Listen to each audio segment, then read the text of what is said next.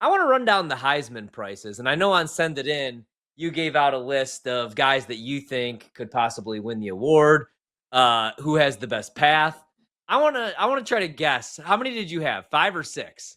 I got 6 guys right now that I think are the only 6 guys that can win the Heisman Trophy. And I ranked it in terms of who I think controls their own path, right? So the guy I have at number 1, I think is the leader. And I think if he continues to win and put up good numbers, regardless of what the other guys do, I think he's going to be your winner. And then as follows after that, the number 2 guy would be next, but he does need the top guy to slip up a little bit.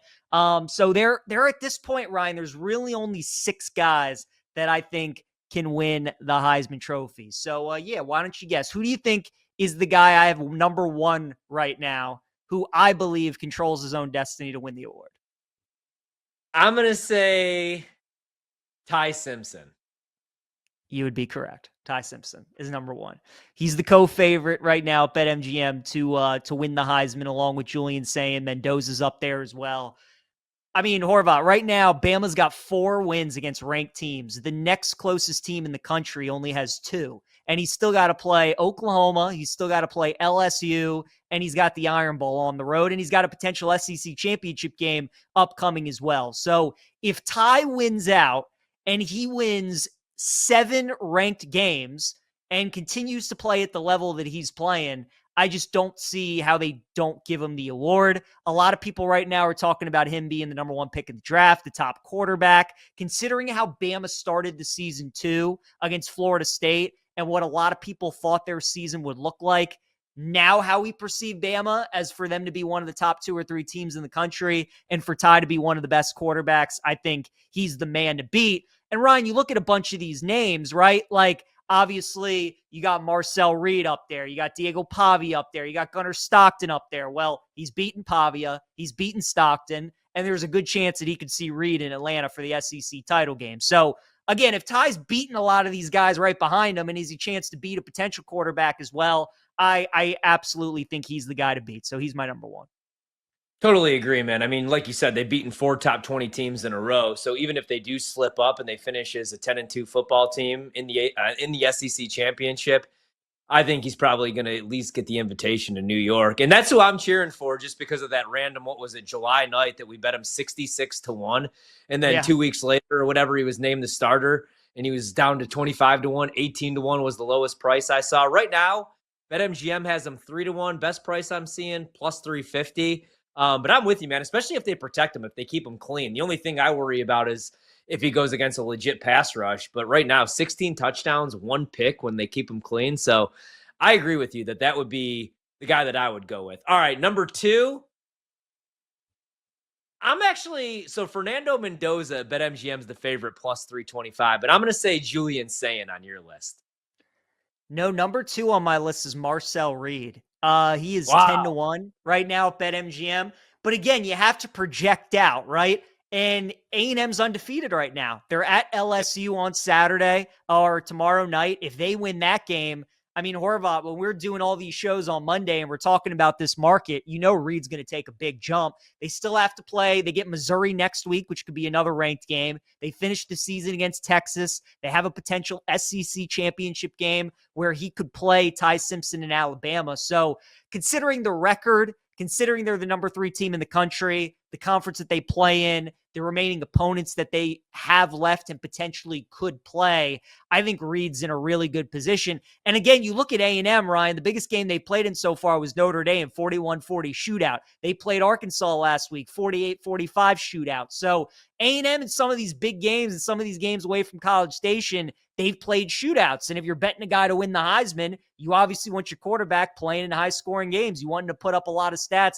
That's what Reed's done. So I think a lot of people, again, would probably think, oh, Sayin's up there, Mendoza's up there. But look, if you're a believer in A&M, if you think that they're going to just continue to win games and beat these teams, I would take a long look at Marcel Reed, because I think after Ty Simpson, he's number 2. I said that last night to Brandon, and I was like, maybe I should just bet A&M to win it all, to win the Natty, because they're undefeated.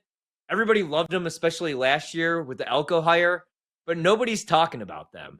And that is a good price still on Marcel Reed, 10-1. I mean, if you like them, especially tomorrow on the road. That's a tough place to play, obviously, against a Yeah. really good defense. LSU, their 2 losses this season, that's not because of their defense. Their defense has been top 10.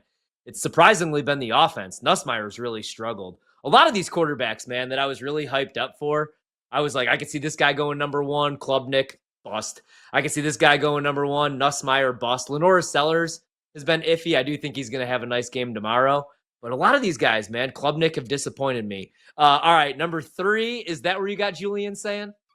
No, I got Mendoza at number 3. I got Mendoza Okay. there just because, the Sayin thing is tough, Ryan. Ohio State, the problem with Sayin is that I think when people talk about Ohio State or they think about the team, he's like the 5th thing that comes up, right? You Yep. go to Jeremiah Smith, you go to the defense, you go to Ryan Day, you go to all these different things, and you kind of forget about who the quarterback of the team is. So that's the problem with Sayin, where all these other teams, if they win, if they play well, they're all getting the headlines. All the quarterbacks are. Sayin's like the 4th or 5th guy. He's down the list. So that's why I still don't have him in the top 3. It's Mendoza because, look, Indiana's going to be favored the rest of the way on all the games that they play until they see Ohio State in Indy for the Big Ten title game. He's been terrific.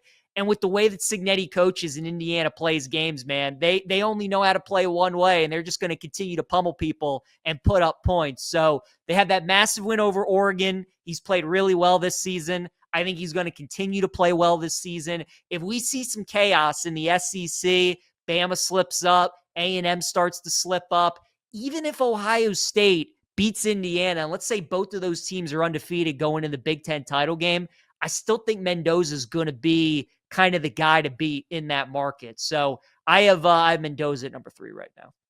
And I think they run the table, right? And at least if they do have a loss, I think it comes in the Big Ten championship game. And like you said, right now, I mean, he's the favorite, man. 21 touchdown passes, which I believe is still tied for the most in the country.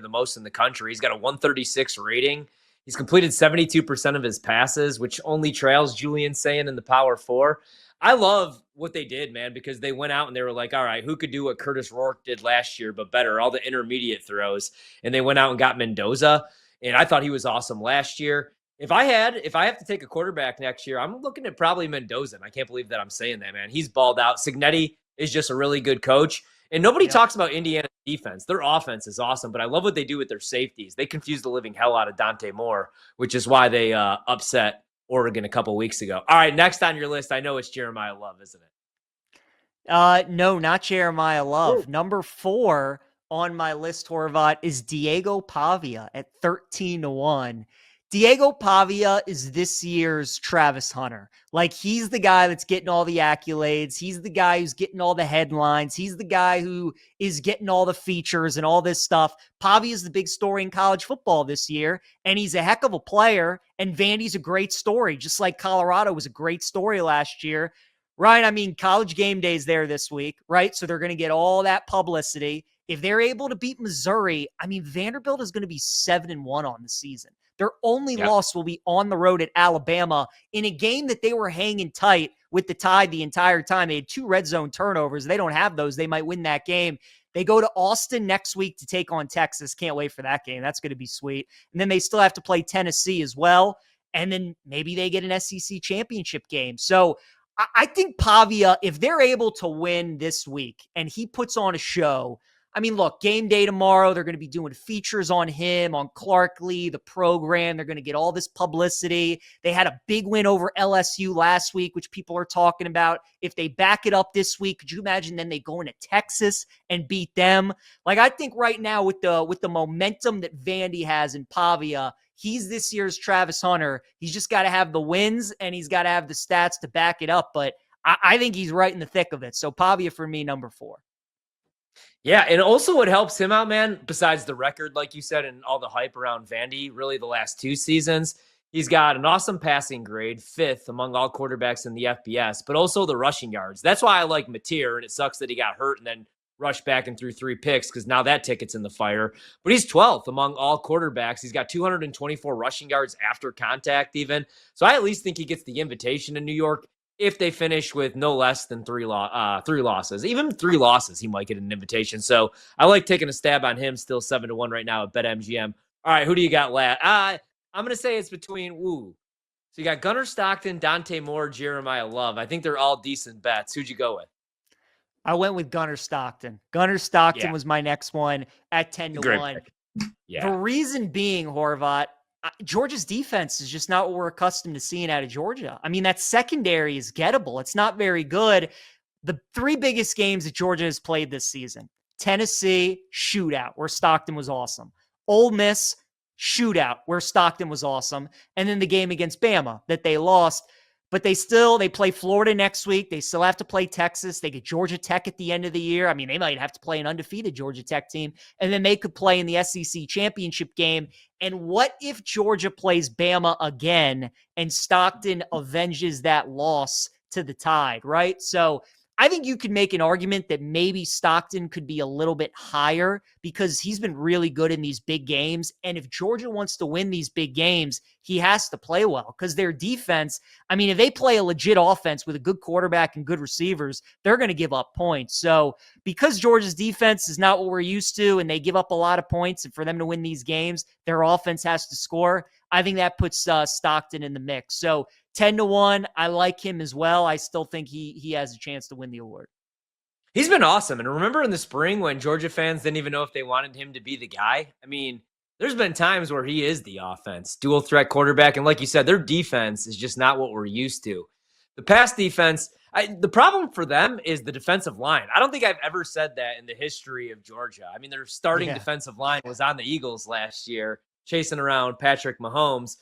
Going into 2 weeks ago, they didn't have a sack from any defensive lineman, all three, and they only had 3 sacks. All 3 of them came from linebackers, all on the blitz. So they're not getting any pressure, man. So I really do like that pick. I'll be cheering on Ty Simpson because we did bet him 66 to 1. That's down to 3 to 1. And then I took a little stab with Jeremiah Love just because he's a Notre Dame running back. If they go 10-2, I thought a couple of weeks ago, I said even at 10-2, they're not going to get in the playoff because when you look at the schedule, the 2 teams that were any good, they lost to both of them, A&M and then Miami. But then they beat USC. It's still Notre Dame. So if they finish with 10 wins, they're going to be a shoo-in for the playoff every single year. And he's awesome, man. Jeremiah Love is an absolute stud. I think he's going to be a stud at the next level as well. The bet that I keep making, or not that I keep making, I've made it twice, it's not going to win. But if I had a vote, which clearly I don't, I would go Ruben Bain Jr., dude, for Miami. Right now, he's still 200 to 1. Obviously, they lost to Louisville, which hurts his chances a little bit. And defensive players never get votes anymore. Not since, Sue Woodson. But he's got a 94 grade as a pass rusher, and then a 92 grade is a run stopper. He's a top 10 run stopper and edge rusher. If I had the number 1 overall pick, or a top 5 pick at least, I might be looking at Ruben, man. He's awesome. And that's the reason why Miami's been so good. Their defense and Carson Beck when he was kept clean. Then there was the game where he was under pressure and he threw 4 picks. What do you think about going down this list? If you had to take a stab on one of these guys, what do you think about Haynes King, John Mateer, or Jeremiah Smith? No bet for any of those guys, or CJ Carr. Again, Notre Dame goes 10-2. Yeah, I wouldn't take a bet on any of those guys. Haynes King could be the interesting one if they beat Georgia the last week of the season and then they turn around and beat Miami in the ACC title game. Then maybe Haynes King could move himself in contention potentially. But Horvat, I really think it's just the 6 guys that I name. Simpson, Reed, Mendoza, Pavia, Stockton, Sayin. Those are the 6 guys. Unless they just all lose, guys get hurt, we have total chaos. I think it could open it up for some other people, but those are the 6 right now that I can see winning the award. And then as for the college football playoff, you were talking about Notre Dame. I think they win out there good. The way I see it right now, I think we're getting 4 SEC. We're getting 3 Big Ten for 7. We're getting 2 ACC for 9. Notre Dame, the group of 5 team, and then whoever wins the Big 12. I think right now those are your 12 teams.